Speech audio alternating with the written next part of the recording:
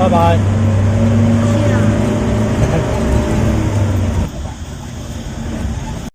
บายสุภาสวัสดีครับวันนี้ก็มาที่สกายวัดนะครับพาน้องๆมา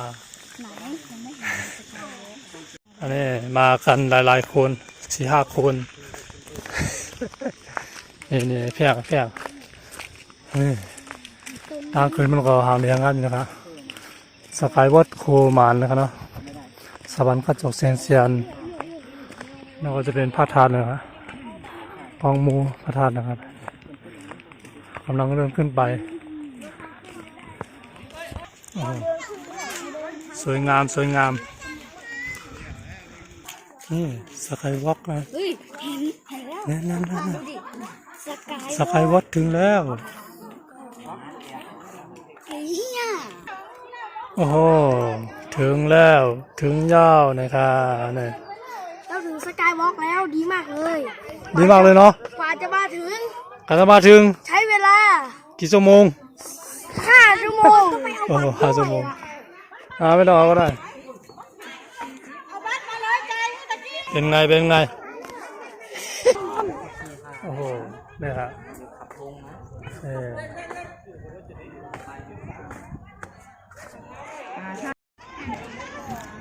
ตอนนี้ก็ขึ้นมาข้างบนแล้วนี่ขึ้นมาตรงนี้ครับครับ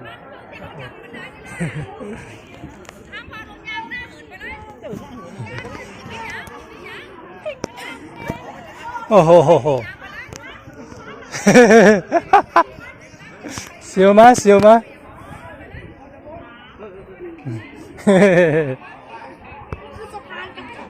เป็นไง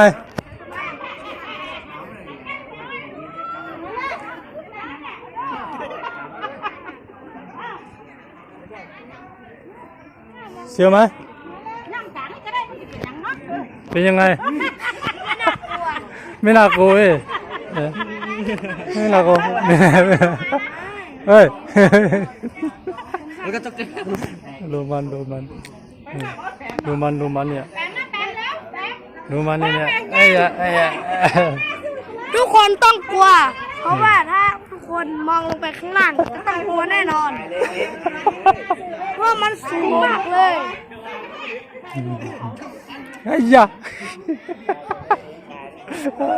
เป็นไงเปี้ยโอ้นี่ตั้งแต่ก่อนเดี๋ยวเป็นข้อมูลกันเนาะตั้งแต่ก่อนนี่ก็ได้เป็นหมอกควันเนี่ยหมอกซากุระเนี่ยก็เลยซากุระเนี่ยต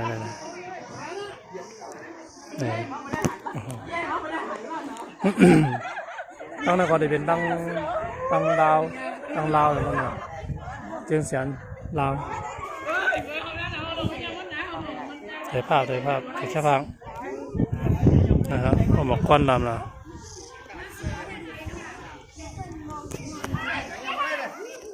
ลองมองเลยยังไงมันกลัวน่ากลัวน่าสูงเท่าไหร่สูงค่าไม่3,450 2,450 เมตรไม่ถึงว่า1 นะถ้าเรามองไปข้างล่างมันจะเสียว่า2 เมตรจะรู้ว่ามันมองเห็นโอ้โหนี่ลองมองไปน้องนึกว่ามันมาเจ็บสกายว่าจริงมาถึงมันเป็นสกายวอล์กเมื่อเร็วเขาก็ได้ปอกขึ้นยาวนะครับเนาะตอนนี้เราก็กำลังจะกลับแล้วนะครับไปเจอกันใหม่คลิปหน้าโอกาสหน้านะครับตอนนี้ก็กำลังเดินลงไปเป็นยังไงตอนนี้อยู่ที่สกายวอล์กสนุกมากเลยเนาะกลัวไหมเวียนหัวไหมไม่เวียนหัวเหรอจะอ้วกอยากจะอ้วกโอ้โหเนาะ